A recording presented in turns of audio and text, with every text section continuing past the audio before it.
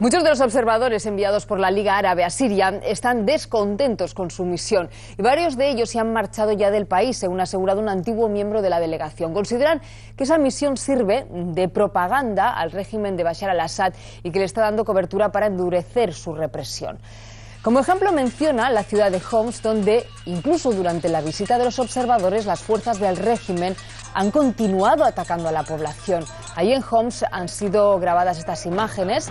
En la ciudad, una de las más castigadas, continúan las protestas contra el régimen sirio a pesar de la represión, que ayer se cobró al menos 9 vidas, entre ellas la del periodista francés Gilles Jacquier.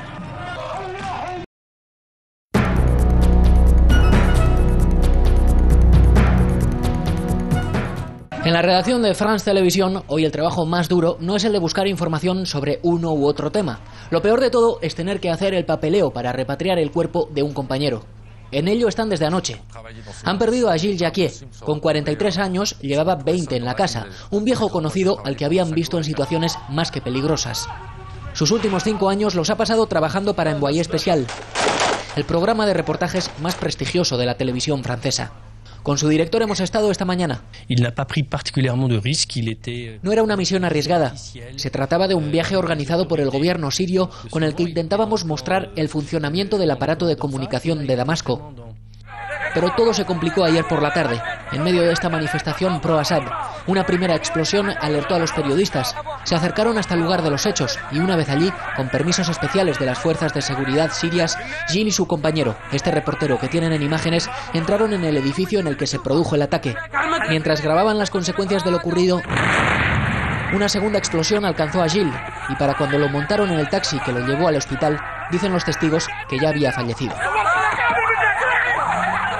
Sarkozy, que ya ha pedido a Assad que deje el poder, en su última rueda de prensa ha empezado mostrando su apoyo a la familia del periodista. La campagne de Gilles Jacquier, ce journaliste.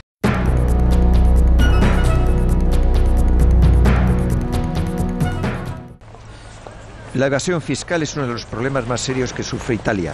El gobierno sitúa este asunto entre sus prioridades, pero los italianos consideran que erradicar esta lacra es imposible. Digo, yo ieri sono andato a mangiare in un ristorante. Ayer fui a un restaurante y me ofrecieron un descuento del 20% si no pedía factura. Lo acepté. Es algo frecuente. Recientemente los inspectores fiscales contabilizaron 133 Ferraris y otros coches de lujo en una estación de esquí de alto standing.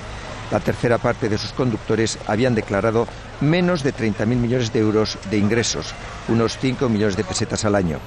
19 de sus propietarios habían declarado incluso pérdidas en sus empresas.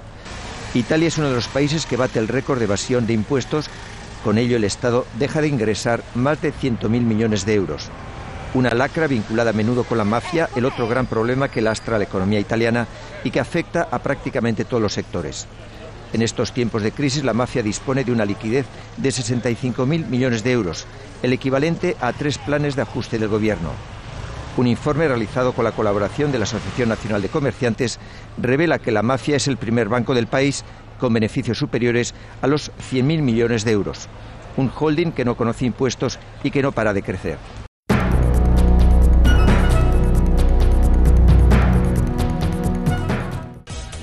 Cuatro marines se bajan la cremallera del pantalón y orinan sobre 3 cadáveres aún sangrientos, mientras bromean y ríen. El Pentágono investiga este vídeo colgado en YouTube.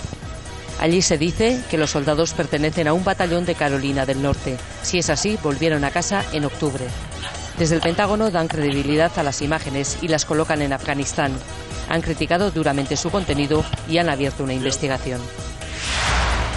El presidente de Irán concluye en Ecuador su gira latinoamericana.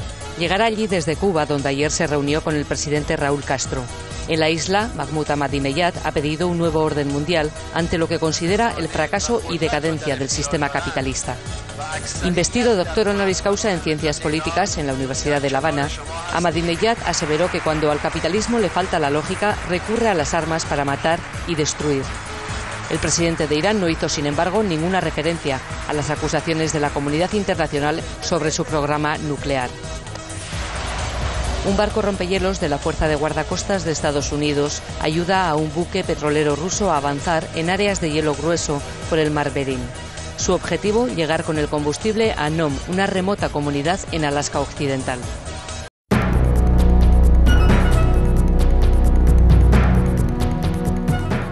Se cumplen 2 años del devastador terremoto que asoló la capital haitiana, así como varias ciudades cercanas, causando la muerte de miles de personas. 2 años después, las huellas de la tragedia son claramente visibles en la capital, en Puerto Príncipe, con muchos edificios, entre ellos el Palacio Presidencial, aún en ruinas entre los escombros. Cerca de allí, uno de los campamentos levantados para acoger a quienes entonces perdieron sus hogares.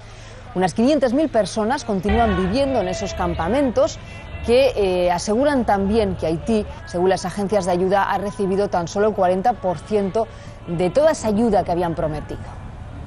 El país más pobre de América Latina se vio sorprendido por un terremoto que lo sumió aún más en la pobreza. Lo que nos encontramos es caos total y terror, se notaba. Llegaban a los heridos en carretillas y en cualquier sitio, forma de trasladarlos. El ver personas muertas por el suelo, eso nos impactó bastante. Lo único que veías era destrucción y cadáveres, ¿no? 300.000 muertos y más de 1 millón de personas sin hogar es lo que dejó a su paso el seísmo.